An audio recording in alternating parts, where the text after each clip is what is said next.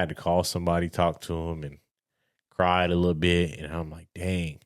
So for those of you who don't know, I have a friend who passed away from a seizure. Yeah. And in front of his wife and in front of his son. So I feel like it didn't. flashbacks. Yeah, it was a hard situation for me because it's like this could be this young man's last breath.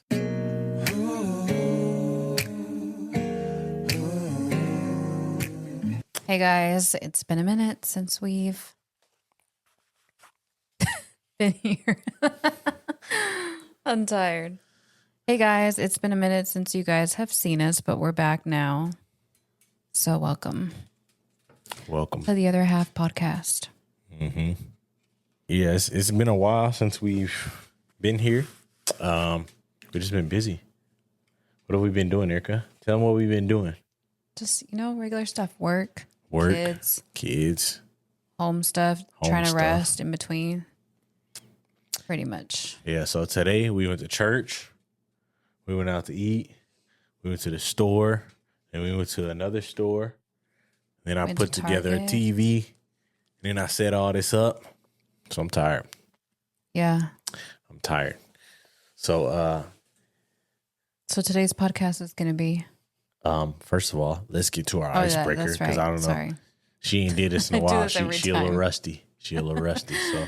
Yeah, guys, forgive me. I'm tired. I even had to take a nap today. That's how tired I am. So don't look at my eyes. All right. Well, I do have a couple. Per usual, I can just pick one. Just because actually these are a couple of subjects that I don't think we've ever really talked about. And I think that they're good. It has nothing really to do with like relationships or anything. Just something different.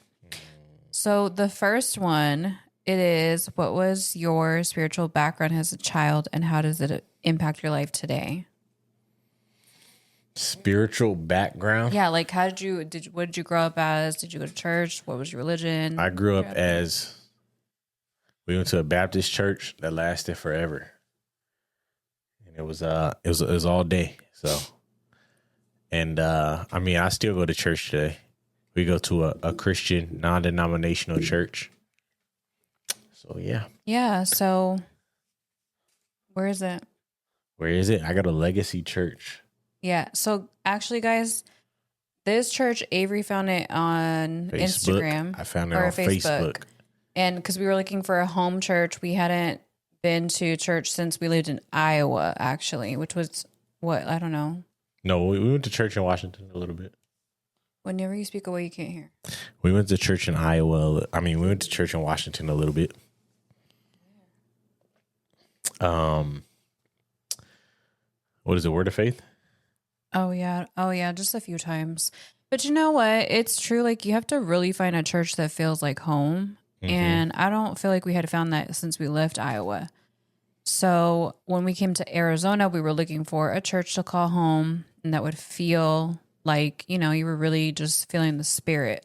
So Avery found it on Facebook Market. We go there. It's in Chandler. If you're in Chandler, Arizona, or in Arizona in general, and you're near Chandler, go to the YMCA, where the church just got a building. So yay for that.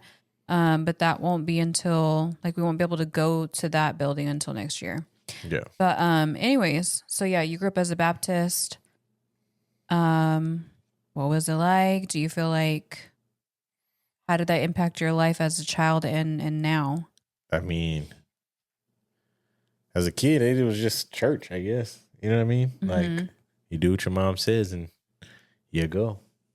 Now that I'm older, it's a lot different because we go to a more of a modern church. So it's cool. It's more of what I prefer rather than the old school. You know what I mean? It's very strict. It's very, I don't want to say different, but it's a little different. You mean the church that you used to go to was more strict? It was just more traditional, I should say. The church we go to now is more modern.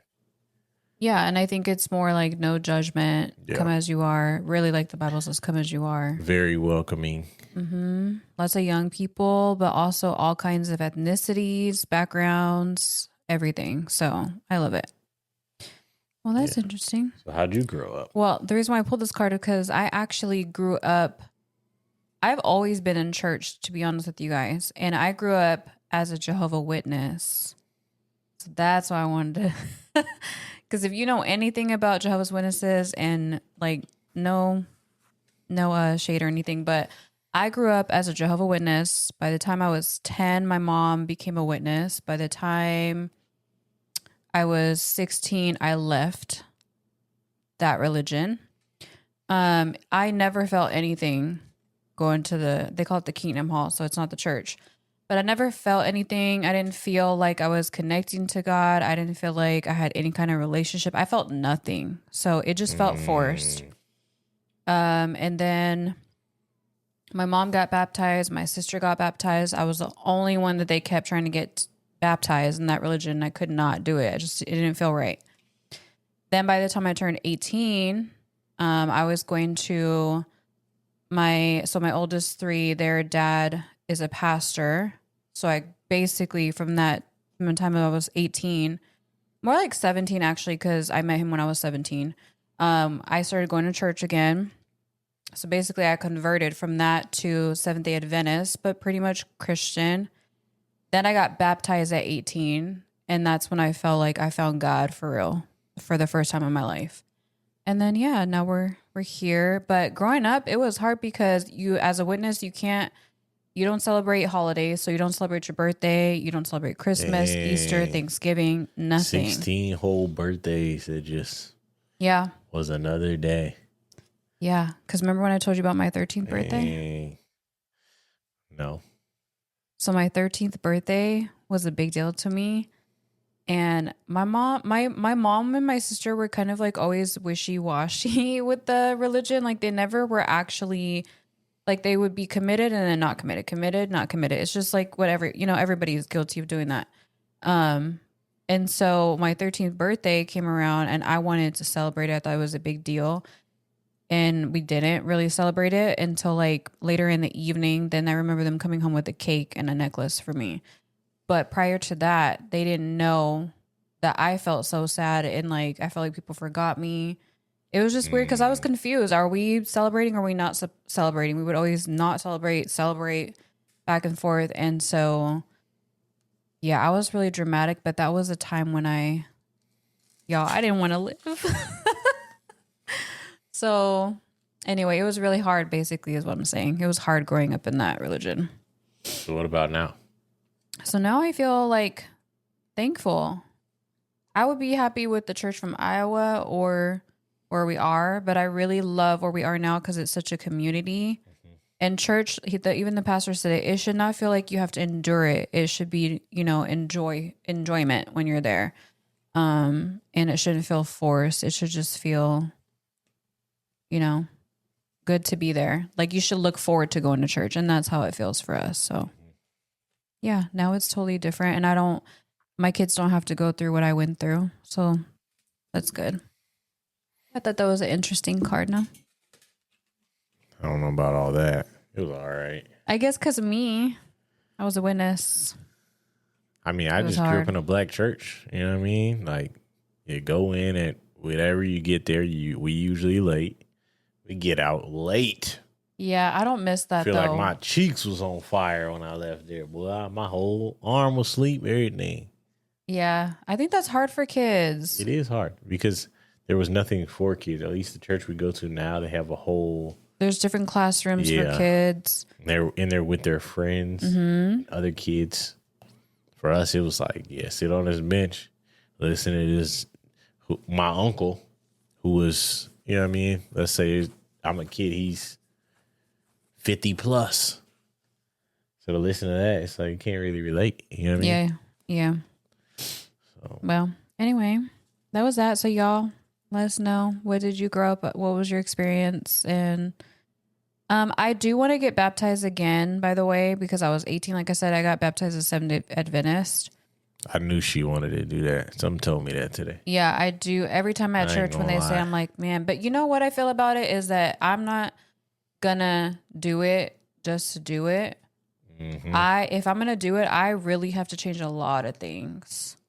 Well, maybe you need to change a lot of things. Well, I have to do that with my will. Like I can't just. I don't want to go get baptized and then I'm not reading my Bible. I'm not having a relationship with God. I'm not praying. I hate the whole, like, you do everything on Sunday and then the rest of the week goes by and nothing is being incorporated into our lives the rest of the week. If we're not doing that, I feel like I would have to try to do it on my own. But at the same time, that's hard because we all, like, you know, we need a little push. But yeah, I just can't do it. I can't get baptized and not at least have more of like a routine with my spiritual life and my kids. Like, the kids need to know how to pray, you know, stuff like that. So I can't commit myself to that yet until I know I'm going to really live it through. But we don't, tomorrow's not promised. So it's it's not just me. But yeah, one day I'll get rebaptized. All right, what's the next card? Your eyes are red. The next card is, what's your experience with race? I ran a couple races back in the day. No, you know what I mean? Your ethnicity. Girl, I know. Your race. Dang. I mean, I don't know. Wake the heck up. I don't know. These are cards that Did you ever face racism? I'm black. Everybody in America has. Okay, and what is your experience with that? My experience is that it's stupid. People don't like black people. It is what it is. People don't like Hispanic people. People don't like Asian people. That's one of those things, like, I think is crazy. But it matters. It happens. And it usually comes from the older generation. And I come from Iowa. So racism and discrimination is something I've dealt with my whole life. So it's like, I don't know. I don't know the world without it. You know what I mean?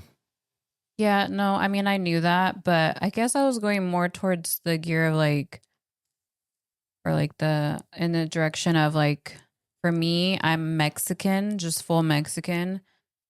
And although I do face certain struggles as a Mexican woman, I'm not black, but I still have my own struggles. My kids are black. All my kids are black. So they're not only Mexican, but they're black. And I think for me, I had to kind of like,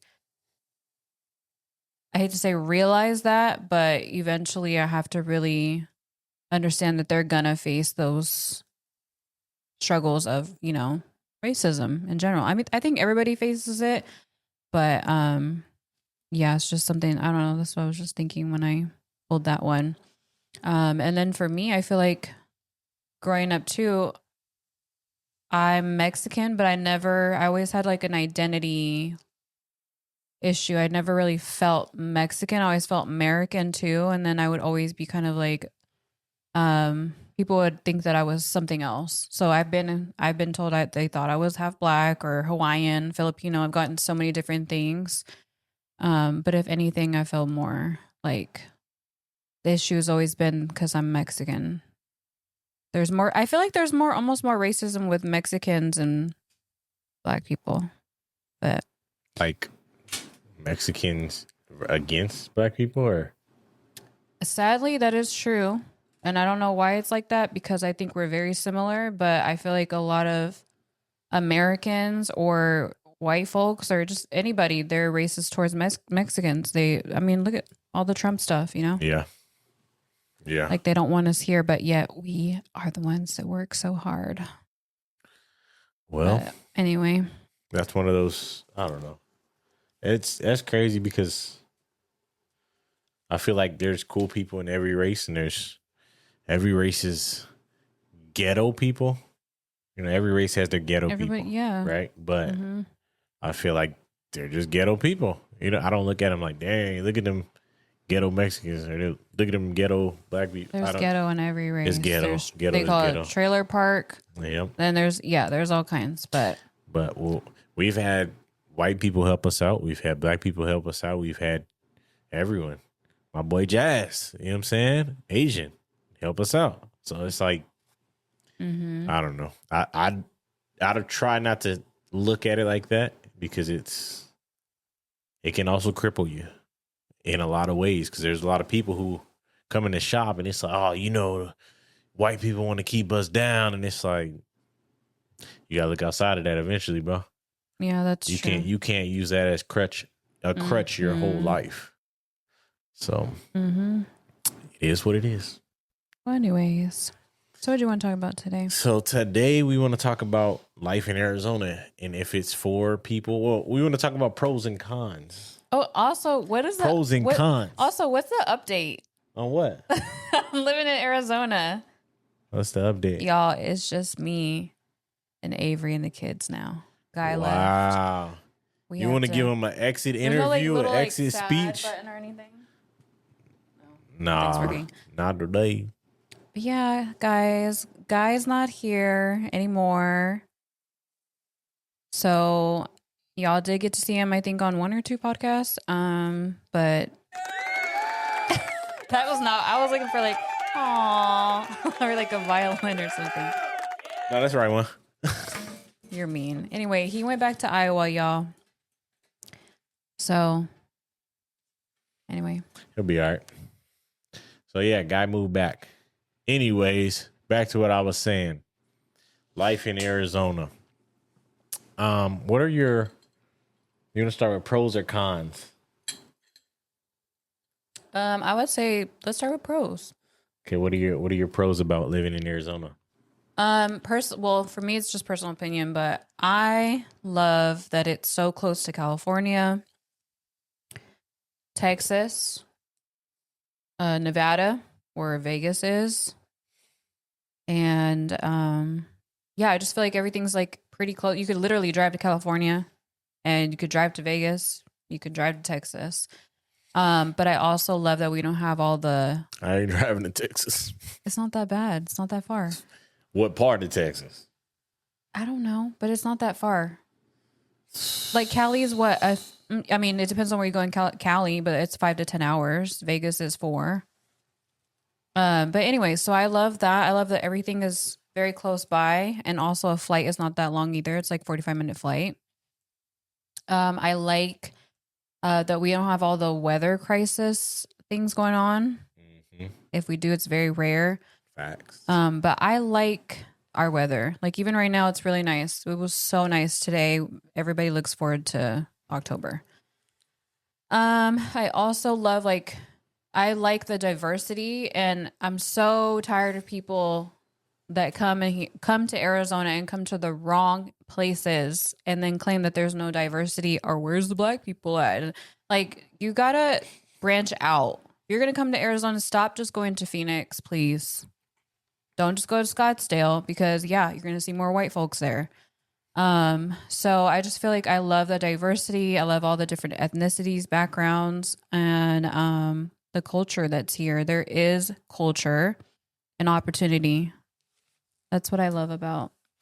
I think that's the pros. Our sunsets are amazing. Am I boring you or what?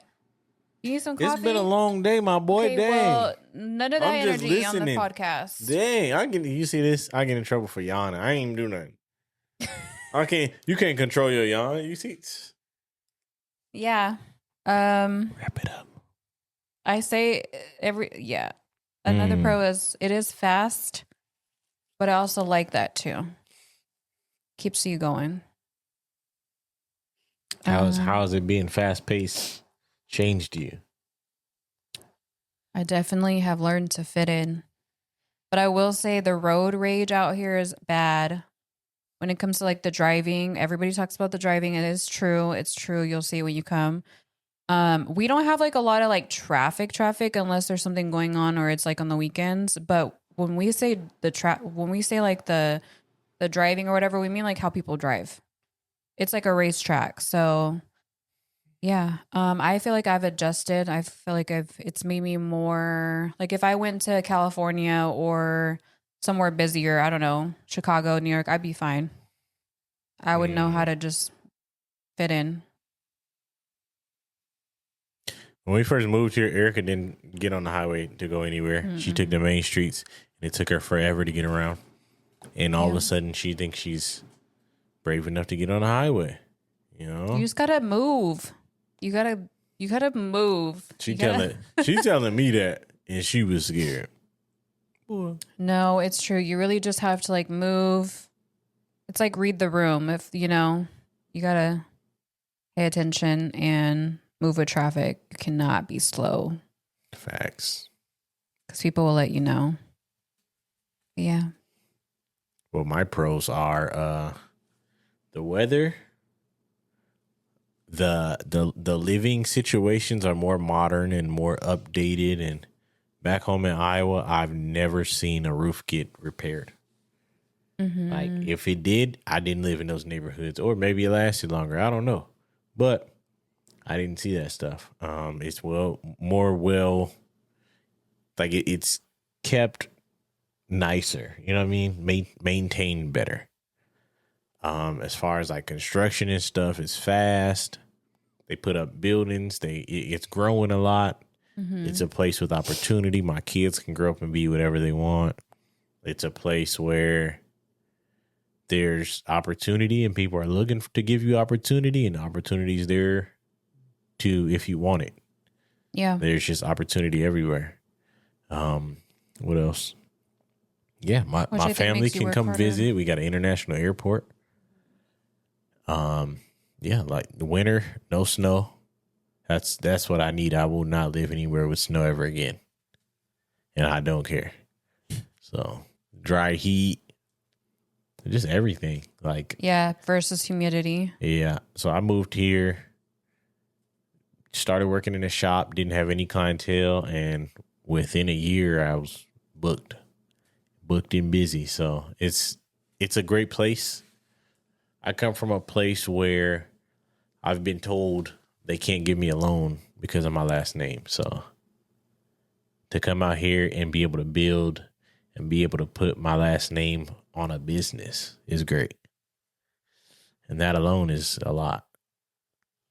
So, yeah. Yeah. And I mean, not even that. I think when we first moved here, I don't think we knew what to expect. It was like when you're moving from somewhere that you're used to, which we moved from Washington State to here, which is where I'm from, where we met. Not Seattle.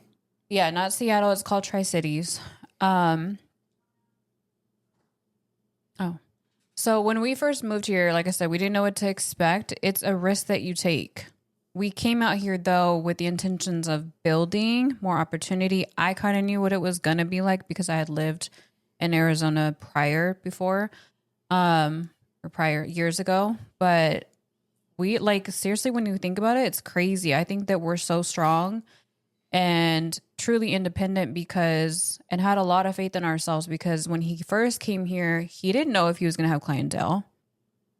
I came here with the job set up, but he didn't have clientele yet. And I feel like actually it was within the first couple months, he was already getting people to book.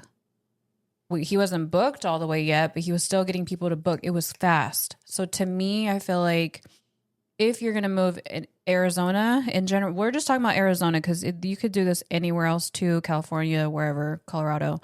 But I feel like Arizona, if you're going to move here, you have to have the mentality that nothing is going to happen overnight. At least don't expect it to, but you have to have good work ethic. You have to have the right mindset. You cannot come here and expect that things are just going to happen for you or things are going to happen, overnight or handed to you. You have to really want to work for it. We've only made it here successfully because we get up every day and go to work and we work hard. And I don't know. I just feel like we've really made it happen. We came here with absolutely nothing. We've said that before. And now we have too much, but yeah, it's crazy that, I think sometimes people come here and I know a lot of people on TikTok I watch, they come here and they love it and it works out. It's great. They see what we see, but some people also come here and they give up really quick because you have to come here, like I said, with that mindset. Otherwise, it's not going to work out for you. Mm-hmm. You didn't even get to the cons yet. She's trying to jump ahead. The cons, I would say. What are the cons that you would say? Okay, obviously the 117 to 20 degree heat sometimes in the summer. It's not like that every day. But again, you're not outside every day. How do you think all these people make it every day living in Arizona? Yep. We are so overpopulated, y'all. Like too many people are moving here. And so, I mean, it wouldn't have this many people here if it was that bad. I think when people don't last here, it's just not for you. You don't know how to make it work here. You're not, like I said, you don't have that mindset. You're not a hard worker probably, or you like the snow, and we don't have the snow. You made a mistake moving here then. But I would say, yeah, the weather for one in the summer can definitely be too much for some people. I think that there are other cities that do have more to do. For sure. Like, we only have so many skyscrapers and stuff to like go and sightsee, or like things to do. I understand that there's probably more things to do in other cities, but yeah, so that's probably another thing. I think that I would love for there to be a little bit more to do sometimes as far as like activities, but like we said, we're growing, so I think that's going to change a lot. The cons, it's expensive. I would say that's my other one. It's kind of gotten really ridiculously expensive and not as affordable as it used to be. So I don't think we would even be able to move here right now if we had moved now. Yeah. I think my cons are, yeah, it is expensive. I like the diversity. I feel like everyone's like, if you're moving from somewhere like the South and you're looking for black people, it's not it, bro. And I say that because there's black people out here, right? But they're scattered in with everyone else, right? Exactly. There's Asian people out here. There's Hispanic people out here. There's white people out here. There's African people out here. There's everything is out here. Hawaiians, Puerto Ricans, all that. People from New York, people from Chicago, people from Texas. Mm-hmm. So if you're coming from the South and you're looking for a huge black community, you got to find your crowd. If you're looking for, you know what I'm saying? If you're from somewhere specifically and you're looking for a certain type of community, you got to give it time. A lot of people don't give it time. But yeah, summer's rough. If you can get through the summer though, winter's amazing. Mm-hmm. It did get expensive. Traffic. So many people are moving here that traffic gets congested sometimes. It never used to be how it is now. They're building a lot of apartment complexes, but I feel like so many people have moved here. People are moving here faster than they can build. Yeah. And that's one of the issues, but. Yeah, like honestly, since we've been here is it almost 7 or just 6 years now? I think it's about to be 7. It's about to be 7 years. And honestly, with all the highways and everything, I've even seen the highways have to be expanded. We already have 6 lanes, and they're still having to build more highways. It's crazy. So, I mean, definitely there's more growth, and they're having to build apartments fast because it's harder to build homes, I think, and fill those than an apartment. But yeah, it's even like the roads, they're having to build so many more roads because of the traffic. But and it's Californians mixed in with Arizona drivers. Somebody corrected me on TikTok so many times. It's not Arizona drivers. It's the California drivers that drive like they're on a racetrack, mixed in with the slow drivers in Arizona, and it's pretty bad. Like, we do have the highest rate of accidents. I would say that's another con. Like, I feel like every day when you go out to drive, you really have to be paying attention because there is an accident all the time, every day, especially at intersections and the highways. There's road rage. There's like 3 shootings already for road rage incidents. Like, people here, like I said, it's different, like personalities from so many different backgrounds, and then the fast driving, and people don't care. They're like just reckless. So I would say that's definitely like a con. Yeah, it's crazy. I think, but I mean, it's a big city, so you got to expect a lot of this stuff to happen. You got to expect it to be exactly what it is. It's not a small city, but it's also not the biggest city. Traffic actually moves when you drive. I heard Atlanta's bad. I know California is bad. Worse. Yeah. So we don't have those type of issues. But if you're coming from a small place, there is some traffic. You gotta expect to get somewhere late sometimes. Not every day you're gonna be able to be on time unless you leave super early. But a lot of people out here, one thing I do like, a lot of people out here work out, they're fit, they're in shape. People looks matter. Like people care about their health. There's a lot of healthy places to eat out here. One con though, Arizona doesn't have its own culture. It has culture, not its own culture. And what I mean by that is, if someone comes in here and tells me, "Oh, you live in Arizona. What's Arizona known for?" Right? What's a restaurant specifically from Arizona that you can go to, that I can go to and get some good food? Not many things are from here. Most places are from California, Chicago, Texas, Louisiana. A lot of their restaurants come from somewhere else, and they'll put one of those restaurants out here. But it's not one of those places that has its own like identity per se. You know what I mean? They're known for scorpions and being hot. That's another con. They got scorpions. We've never even seen. I mean, I've never seen one in my own home. I seen one. We've never seen one in our own home. I seen one, but I was in the sticks. So yeah, I was way out there. But no, I haven't seen one like actually in the city. So some people say they have. I haven't. Well, and it just, like I said, it depends on where you live. Yeah. I feel like we've gotten so lucky. I don't know. We haven't seen snakes coming out of our toilets and scorpions in the lamps. I feel like it's a Florida thing. I don't know. It's like, and then obviously if you live further out towards the mountains and where it's a lot of the water canals and all of that, yeah, you're going to see that kind of stuff. But y'all got to look at the map. We're right outside of Phoenix. We're not even in Phoenix either. We're right outside of Phoenix and we're in a city. So the city, it's not like Queen Creek. If you've heard of that before, that's more out there. I'm sure they have those more. Or Gilbert, things, places like that. But we're like in the actual city and it's just we don't really see that kind of stuff. So I don't know. I feel like I'm blessed to be here. I'm happy here. That's good old life in Arizona. Yeah. I mean, you go outside and there's sunshine every day. So I don't know. I don't know how you can't be here and not be happy to be here. Yeah. I like palm trees. So yeah, the palm trees.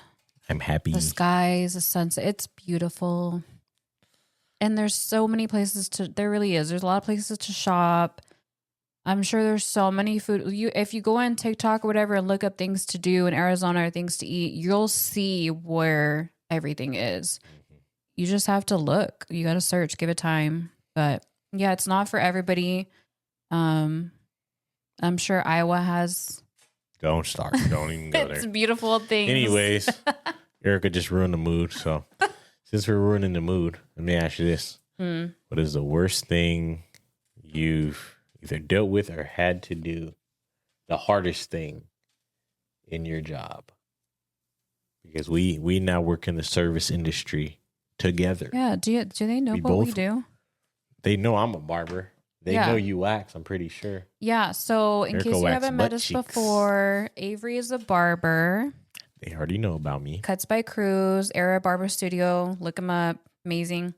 I am a wax specialist. So I do all full body waxing at the moment, all full body waxing. So from head to toe. Yes, I do Brazilians, bikini lines, bikini fulls. I don't do manzillions, never will.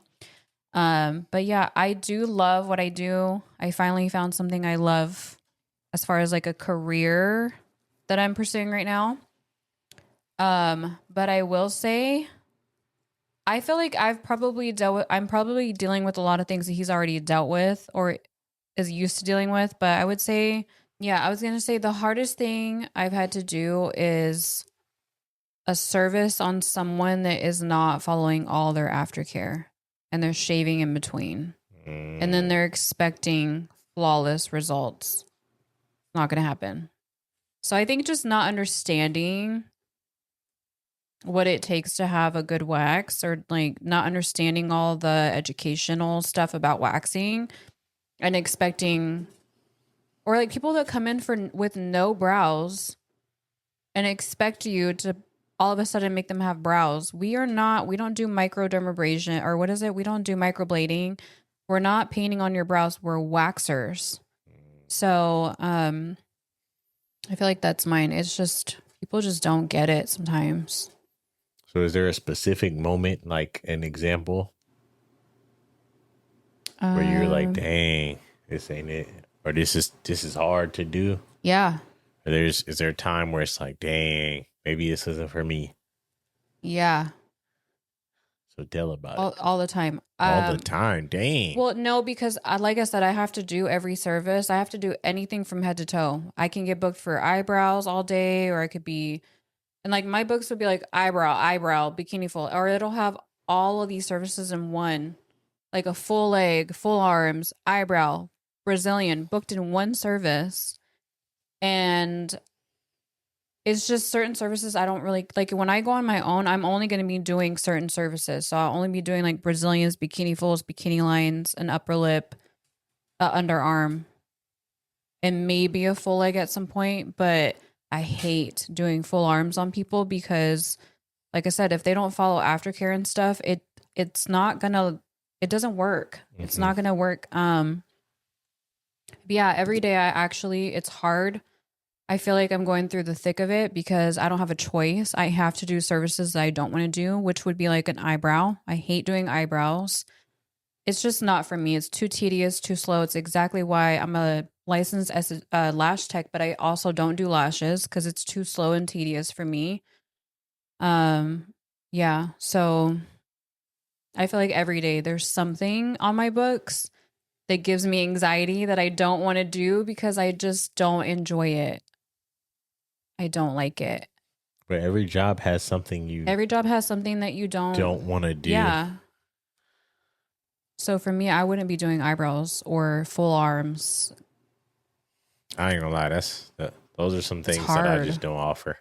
Like, I don't offer lineups, but I have 2 people that I do lineups on only because I know it's just a lineup. Because people book, it's like, dog, you booked a lineup and you think you're gonna get a full haircut, you're tripping.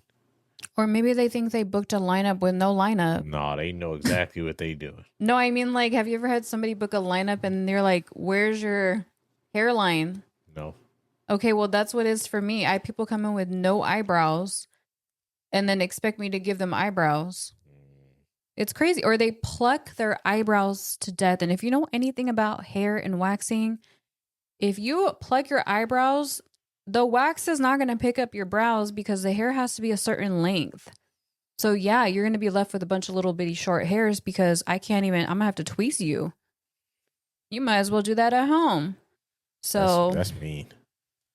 I'm just saying I'm going to make my own separate video on waxing, or for me, sometimes, honestly, there's some days recently too, where for Brazilians, I get burnt out because it is a lot. It's a lot. Women just don't get me wrong. I don't judge, but some women just do not take care of themselves down there. Do you think women hygiene is worse than men? Absolutely. That's crazy. Like, see, man, we be thinking, yeah, make sure I smell good for her. Make sure I this, and this, and she don't even wipe good. No, seriously. I don't know how women don't know that there's still poop down there. All right. Okay. Now we've gone too far. Or now we've gone too far. Don't know that there's toilet paper. Here's the line. Or you have a yeast infection. You crossed it. This is real stuff. Like, it's crazy, y'all, because I could just talk about this. Hold on, I'm almost done. Becoming a waxer has opened my eyes to so much more. Like, honestly, I get why some people quit because I'm not even kidding you. It is draining. It is draining. You're like a gynecologist every day, but taking hair off. And man, I'm telling you, some women just don't take care of themselves. And why do you come to a wax appointment after the gym? Are you done? sweaty. The wax is not going to stay. Yeah, that's it. You know what? This might You didn't say yours. This might be my last episode. Messing with you. The hardest thing, okay. When I first came up with this question, I had one. But now I have two. It's been a rough week for me. All right, y'all. So the first one, right? The new one. I had met a guy Wednesday, right before lunch. Great kid, 22. He's telling me he's going to school for youth ministry, all that. I'm like, oh, that's cool. You got a church you go to? You should come to my church. He's telling me like, I was telling him about it. We were talking, and then I'm getting towards the end of the haircut. I didn't realize he booked for a haircut and like his facial hair lined up, right? So I'm doing a haircut. He sneezes before I lay him back to do the razor, right? Then I lay him back, do most of the razor, and then I got one little piece left. He's like, hold on, I'm about to sneeze again. And he goes up and he doesn't sneeze. So then he's like, hey, can I run to the bathroom real quick to get a tissue? So I'm like, yeah.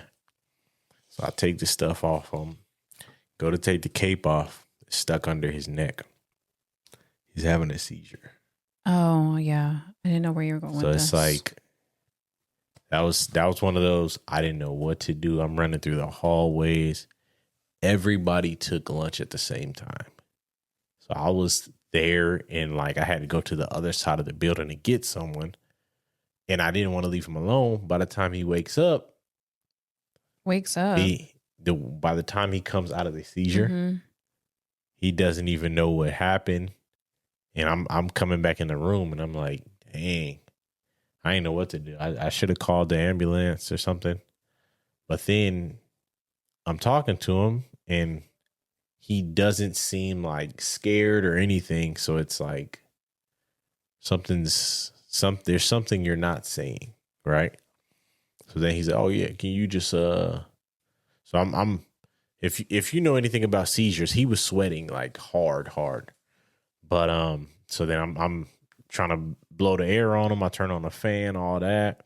He's cooling down a little bit. And then he's like, oh, can you just finish my facial hair real quick? And I'm like, oh no, what's going on? It's a normal thing for him. That's what it sounded like, right? So I'm like my hands are shaking. So then I just quickly line up his little facial hair. Cool. I'm trying to get him out of there because I'm so confused and he's so calm about it. And it's like, I'm thinking like, you're really about to drive home? You want me to call somebody or something like that? And then he's just like normal. So I'm like, all right, well, let me know when you get home. And he never texted me back. You haven't heard from him? No, I've heard from him because I had to text him, but I go on lunch break. I had to call somebody, talk to him, and cried a little bit. And I'm like, dang.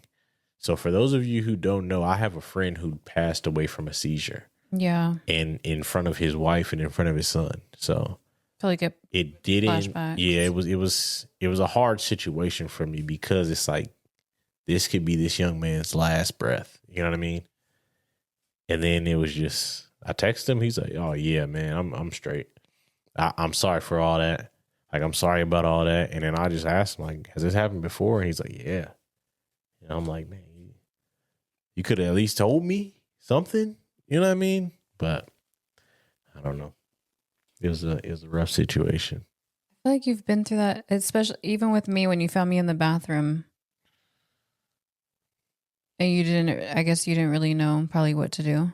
Yeah. So you've been in a couple situations like that where, yeah. Y'all, he found me passed out. It's one thing to find someone passed out, but to like see that happening. It's scary. It's like, I don't know if this person's going to make like it if they're going to this. actually come through. Exactly. Yeah. So For me, that's it the was first quick. thing. And that was this Wednesday. Second one is my brother passed away. And when he passed away, they asked me to cut his hair in a coffin.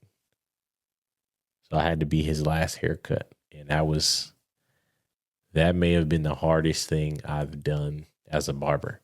Simply because you still remember what the skin feels like. You remember what everything, you just remember everything and how it feels on your hands to the touch. So that was hard.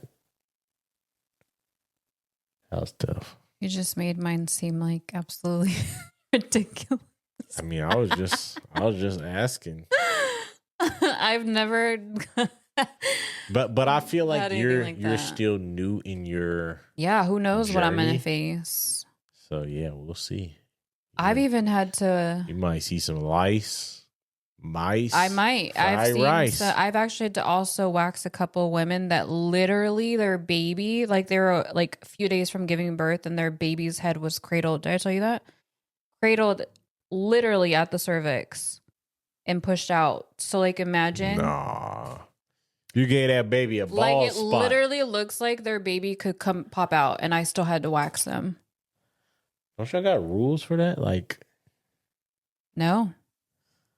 I work for a What? corporate. I'm not going to say who I work for. If you know, cool. I'm not going to say it though, but I work for a corporate company, and like, no, you gotta That's wax crazy. in 15-minute intervals sometimes, back to back. And yeah, you just got to do however many services are on your books and be on time.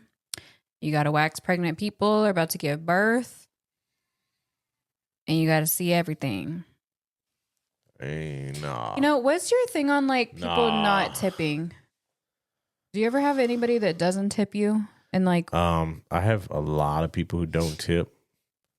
For the most part, I mean, I charge an amount to where I'm okay with them not Right. tipping, mhm. right? But I more think about like, dang, do you tip when you go out to eat?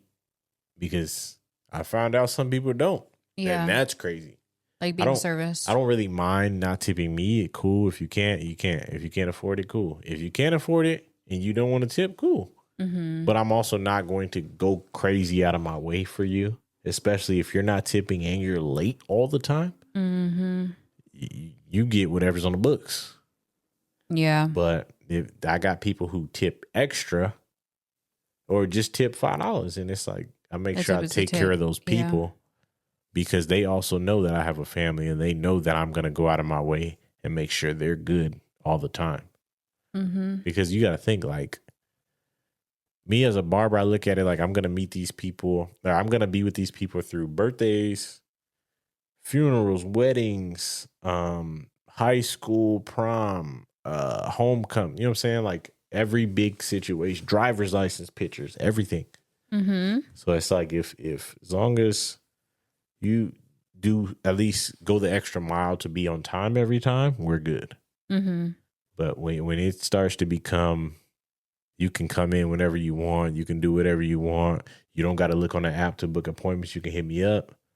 That's when you got to look on the app, my boy. I don't know what to tell you.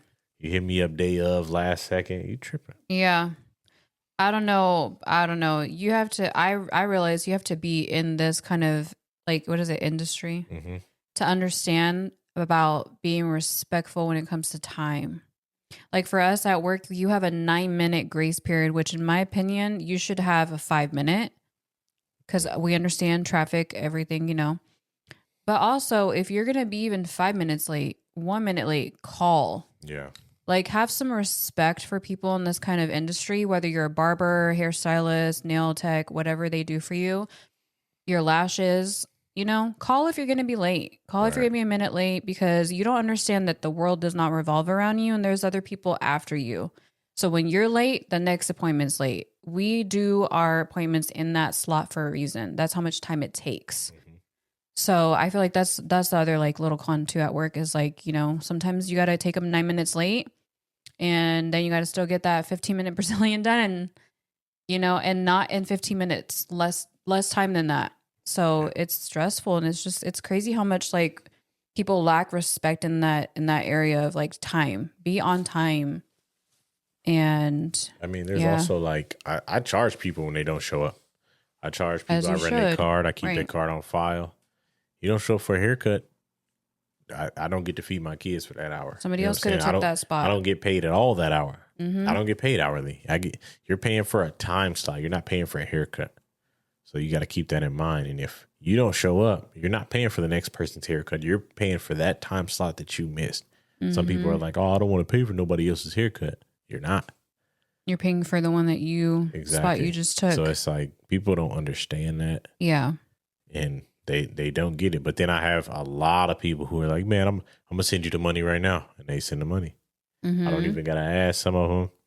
But also it gets to a point where I'm such on good terms with all my clients to where it's like, I know you've never not shown up.